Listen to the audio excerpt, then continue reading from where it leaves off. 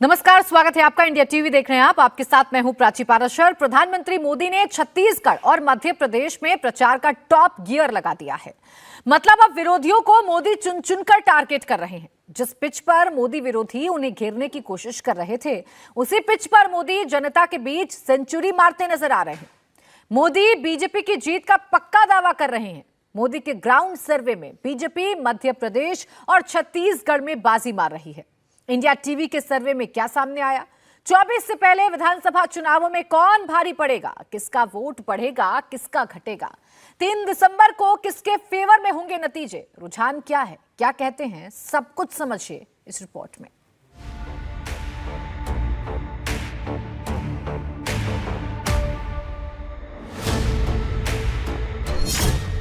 प्रधानमंत्री ने कहा कि अब न सहूंगा, बदल के रहूंगा। छत्तीसगढ़ में क्या बदलने वाला है? क्या भूपेश बघेल जा रहे हैं? मोदी की बीजेपी आ रही है। पूरा छत्तीसगढ़ एक ही बात कह रहा है। जब सरकारी दफ्तर से निकलता है तो एक ही बात बोलता है, 30% कक्का, आपका काम पक्का।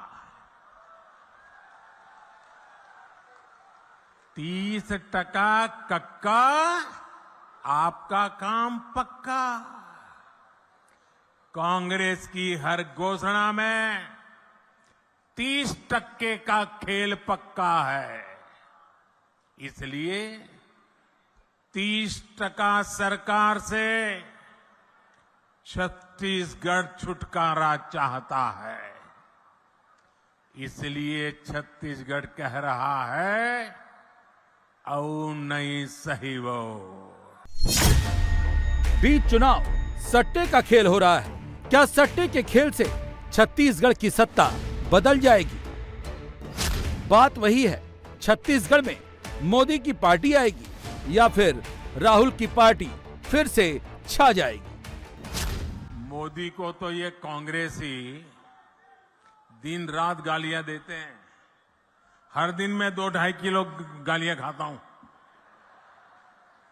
लेकिन यहां के मुख्यमंत्री अब देश की जांच एजेंसियां, देश के सुरक्षा बल, उनको भी गाली देने लगे हैं।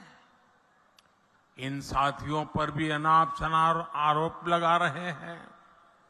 लेकिन मैं छत्तीसगढ़ के अपने भाइयों और बहनों को कहूंगा,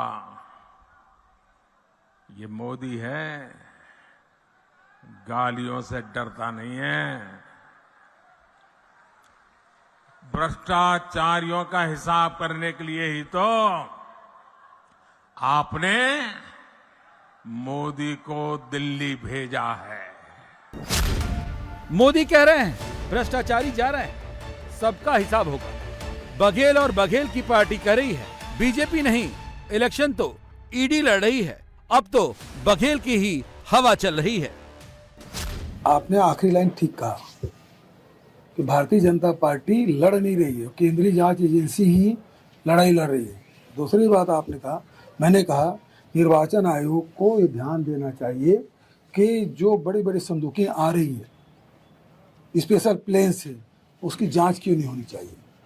जब साधारण आदमी की गाड़ी की जांच हो रही है, साधारण आदमी के जांच के दायरे में ला रहे हैं, तो इसकी जांच क्यों नहीं होनी चाहिए। ये ईडी है, इलेक्शन डिपार्टमेंट है बीजेपी का, या क्रूरता का एक द्योतक है?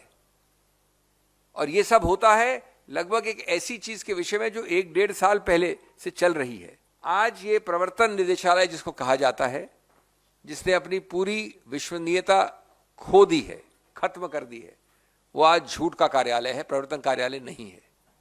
पूरी तरह से झूठ का पुलंदा है। तोता अगर किसी को आप कह सकते हैं तो तोता ये है।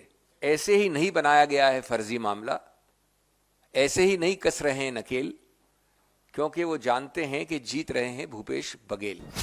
छत्तीसगढ़ का पूरा फोकस अब भ्रष्टाचार पर हो गया है। जब से ईडी ने महादेव सट्टा ऐप में भूपेश बघेल का नाम जोड़ दिया है, मोदी से लेकर पूरी बीजेपी बघेल के पीछे लग गई है।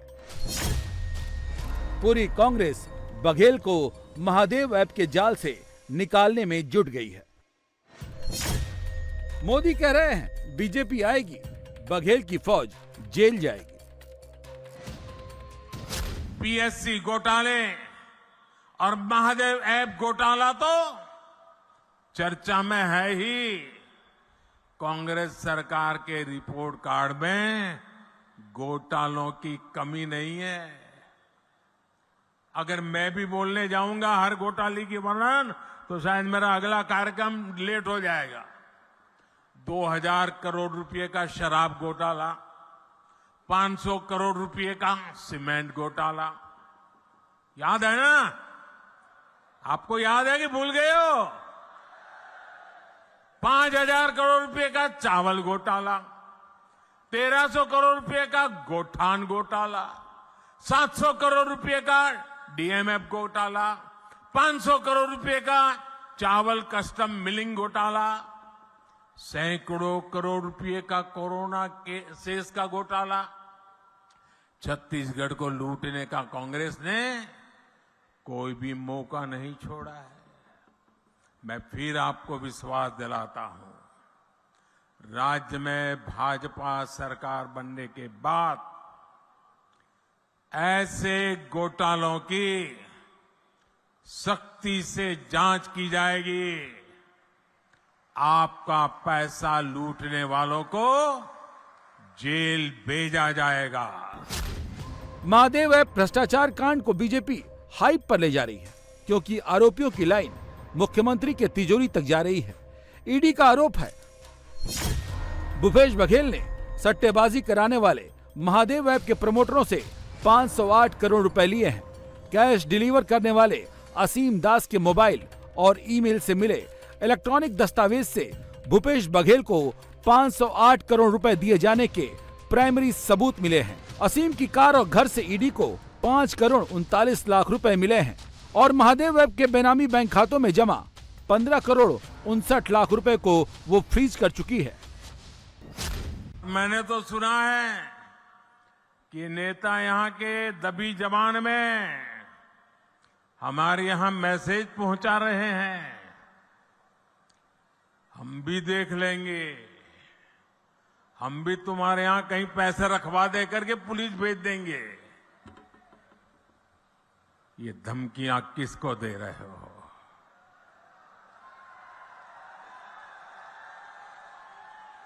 ये किसको डरा रहे हो?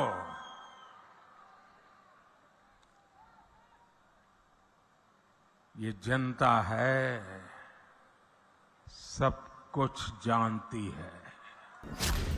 महादेव ऐप पर छत्तीसगढ़ की पूरी सियासत घूम गई है। क्या छत्तीसगढ़ में सट्टा लगा देगा बघेल की साख पर बट्टा? वोटिंग को सिर्फ 3 दिन है। भ्रष्टाचार के नए खुलासे के बाद छत्तीसगढ़ का ओपिनियन पोल क्या है? इंडिया टीवी सीएनएक्स का फाइनल ओपिनियन क्या कहता है? छत्तीसगढ़ का कौन सा इलाका राहुल के पास जा रहा है, कौन सा मोदी के पास? उत्तरी छत्तीसगढ़ जहां 14 सीटें हैं, 3 लोकसभा क्षेत्रों सरगुजा, रायगढ़ और कोरबा में बटी हुई हैं। 2018 में 14 की 14 सीटें कांग्रेस ने जीत ली थी। बीजेपी का स्कोर यहां 0 था। दूसरा छत्तीसगढ़ का दक्षिणी इलाका, जिसे बस्तर के नाम से जानते हैं। बस्तर और कांकेर को मिलाकर यहां विधानसभा की 12 सीटें हैं। 2018 में कांग्रेस ने इन 12 में से 11 सीटें जीती थी। तीसरा इलाका जो सबसे बड़ा है, सेंट्रल छत्तीसगढ़ का, जहां विधानसभा की 64 सीटें हैं, जिसमें बिलासपुर, जांजगीर चांपा, राजनांदगांव लोकसभा आती है। 2018 में कांग्रेस ने यहां की 43 सीटें जीती थी, बीजेपी को सिर्फ 14 मिली थी। इंडिया टीवी सीएनएक्स के ताजा सर्वे में तीनों रीजन से क्या खबर आ रही है?